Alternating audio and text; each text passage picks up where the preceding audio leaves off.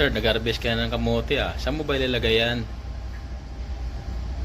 Luto ng mayor. Sige mo, bis mayor. Tumulong kami. Ilagay pala ni Mayor yan. Yung mga tanim. Palagi sariwa yan ah.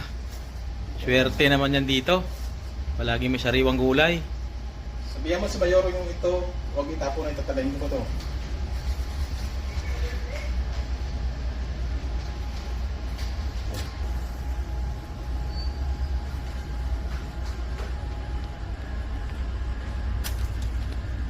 Kita mo mga pang-harvest.